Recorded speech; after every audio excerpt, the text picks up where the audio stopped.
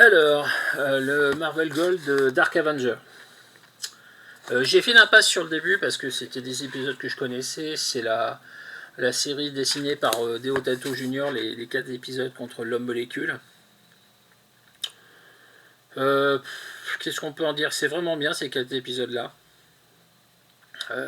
Mais bon, l'intégralité du run aurait été plus intéressant. Parce qu'on est franchement sur des personnages, on prend des histoires en cours de route et on s'arrête en cours de route. Donc Panini, quand vous faites ce genre de collection, essayez de faire des runs complets, c'est plus intéressant, je pense, pour moi, et puis pour accrocher les lecteurs, que leur proposer des parties d'histoire situées à des moments différents et qui vont perdre un peu les gens. La deuxième partie, c'est la fin de la deuxième série Dark Avenger. Alors, en gros, c'est les Thunderbolts. Je vous résume rapidement.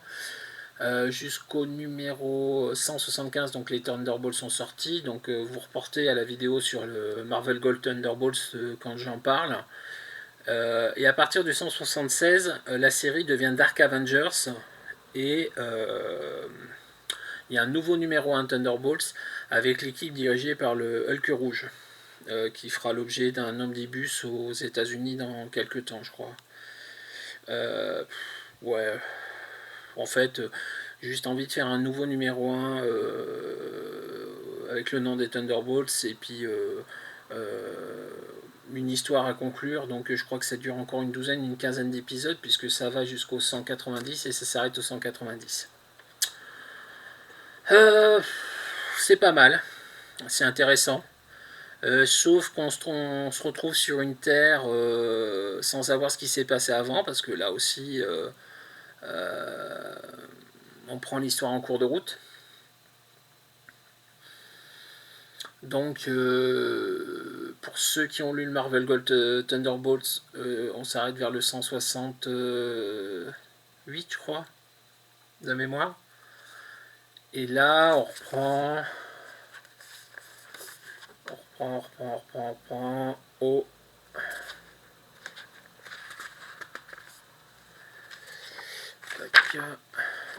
J'aurais dû préparer une fois de plus. On reprend au 185 et on va jusqu'au 190. Franchement, on a la fin, encore une fois, de ce run, c'est pas mal. Le scénario de Jeff Parker est pas inintéressant.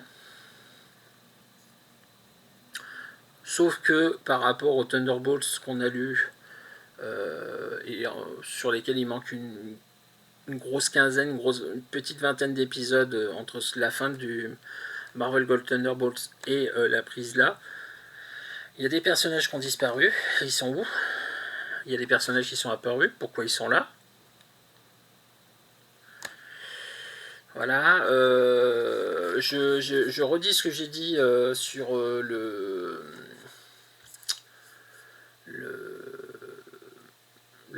côté rédactionnel bien fait de Panini, sauf qu'il n'est pas si bien fait que ça, parce que déjà on nous dit pas qui sont les personnages, pourquoi ils sont là. Ouais. Ouais. Donc du coup, ben... quid des personnages, quoi. C'est... Alors, c'est une très bonne collection pour approfondir des trucs qu'on connaît pas. Je suis pas sûr que ce soit une très bonne collection pour attirer des gens qui ne connaissent rien aux comics, parce que là, vous allez les paumer, mais d'une force violente, quoi. Mais violente de chez violente. Ouais, des runs complets, quoi. Des runs complets, et puis un peu plus de présentation des personnages. Ouais, je suis très très déçu. Je suis très déçu. Pour le coup, par l'album. Pas par son contenu, mais par l'album, qui est très mal fait et qui manque d'infos pour un nouveau lecteur, puisqu'on est d'accord que c'est quand même une collection qui est censée attirer des nouveaux lecteurs. Je suis pas sûr que ça réussisse. Je suis pas sûr. Parce que de deux choses l'une, soit vous voulez faire une pseudo-anthologie à la nous sommes, je suis, vous êtes, et le verbe être conjugué à tous les temps et toutes les personnes qu'on trouve en librairie.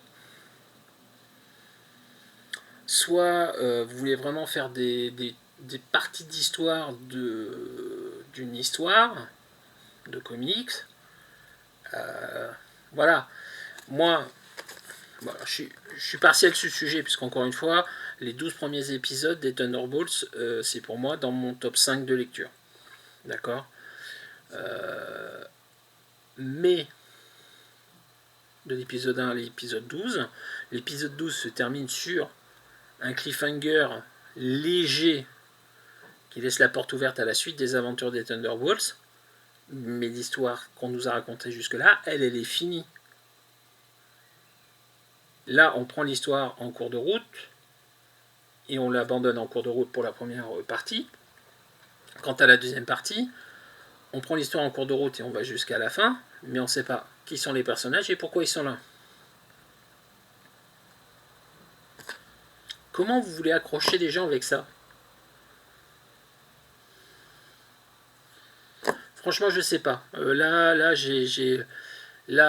pour le coup, il va y avoir une vraie question